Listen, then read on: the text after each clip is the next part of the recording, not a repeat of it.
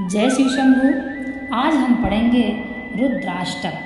भगवान शिव की कृपा प्राप्त होती है। जो कोई रुद्राष्टक पढ़ता है, सुनता है, वह व्यक्ति हर क्षेत्र में विजय प्राप्त करता है तथा जिस घर में रुद्राष्टक होता है उस घर में कभी भी अकाल मृत्यु नहीं होती है तथा उस घर में किसी भी व्यक्ति को कभी भी कोई असाध्य रोग नहीं पकड़ता है। बोलिए शंकर भगवान की जय। नमामि समीशान निर्वाण रूपम विभुं व्यापिकं ब्रह्म वेदं स्वरूपम निजं निर्गुणं निर्विकल्पं निरीहं चिदाकाशमाकाशवासं भजेऽहम्। निराकार ओंकार मूलं त्वरीयं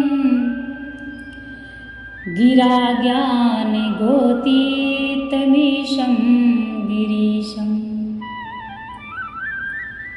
करालं महाकाल कालं कृपालं गुणागार संसारवारं नतोऽहम्।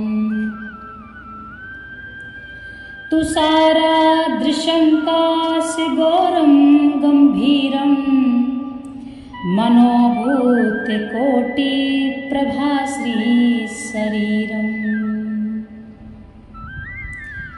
स्फुरन्मौलिकल्लोलनीचारुगङ्गा लसद्भालबालेन्दुकण्ठे भुजङ्गा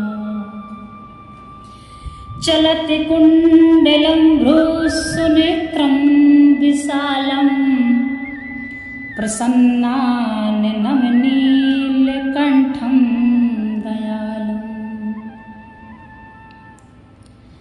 मृगाधीशचर्माम्बरं मुण्डमालं प्रियं शङ्करं सर्वनाथं भजामि। प्रचण्डं प्रकष्टं प्रगल्भं परेशम् अखण्डं अजं भानुकोटिप्रकाशम् त्र्यशूलनिर्मूलनमशूलपाणि भजेऽहं भवानी पतिं भावगम्यम्। कलातीत कल्याण कल्पान्तकारी सदा सच्चिदानंद दाता पुरारी चिदानंद संदोह मोहापहारी प्रसीद प्रसीदे प्रभो मन्मथारी। नयावाधुमानाथ पादारविन्दं भजमतीह लोके परे वा नराणाम्। न तावत् सुखं शान्ति संतापनाशं प्रसीद प्रभु सर्वभूताधिवासम्।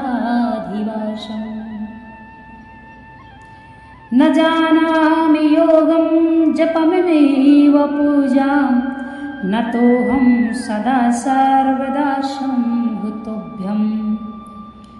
जराजन्म दुःखोदिताताप्यमानं प्रभो पाहि आपन्नमीसामि शम्भो ममीसामि शम्भो। रुद्राष्टकमिदं प्रोक्तं विप्रेण हरितोषये ये पठन्ति नरा भक्त्या तेषां शम्भु प्रसीदति। ओम नमः शिवाय। यह रुद्राष्टक जो व्यक्ति पढ़ता है उसका चमत्कार ही अलग है। रुद्राष्टक पढ़ने वाला व्यक्ति महान होता है। शिव का भक्त साधारण नहीं होता है।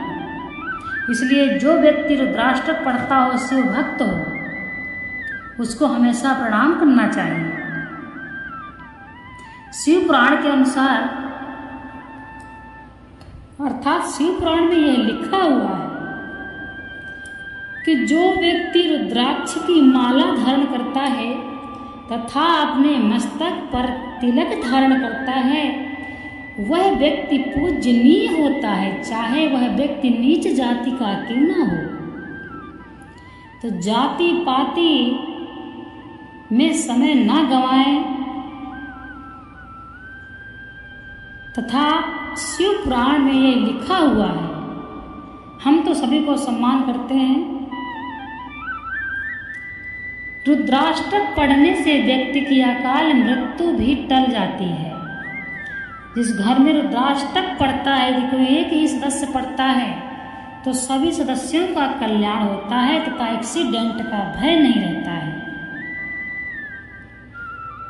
भगवान शिव की कृपा उस घर में बनी रहती है जिस घर में रुद्राष्टक का पाठ होता है। हिंदू धर्म में सभी सनातनियों को यह सब कुछ मुँह जबानी याद होना चाहिए और अपने बच्चों को भी यह सब सिखाएं और उनको पढ़ाएं, याद कराएं, समझाएं। स्कूलों में यह सब नहीं पढ़ाया जाता है। ये सब अपने माता पिता को घर में ही ध्यान देना है, क्योंकि बच्चे हमारे गुरुकुल तो जा नहीं रहे। जो जा रहे हैं वही पा रहे हैं। जो कोई जिस जगह जा रहा है उसी स्थान में वैसा वो ज्ञान प्राप्त कर रहा है। तो कहने का तात्पर्य है कि यह स्कूलों में नहीं पढ़ाया जाता है, यह आपको अपने घर में ही बच्चों को समझाना है।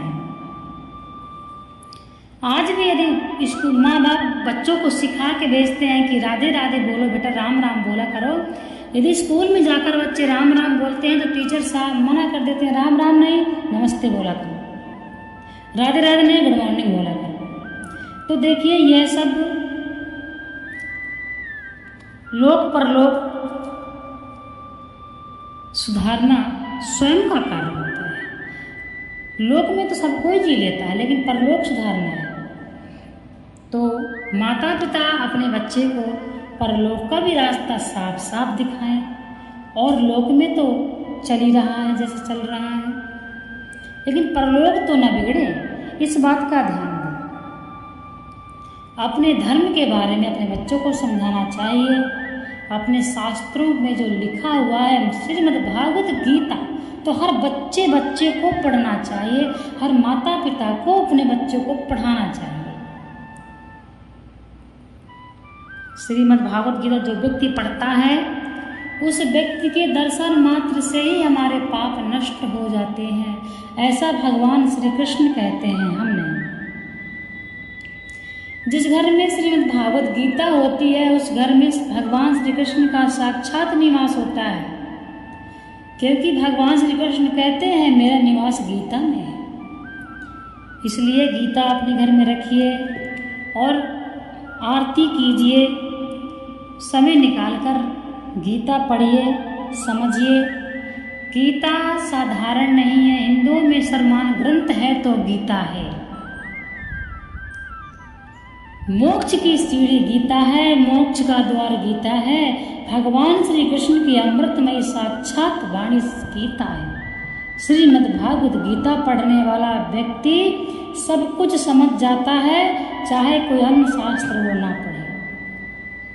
इसलिए श्रीमद् भागवत गीता आप अवश्य पढ़िए।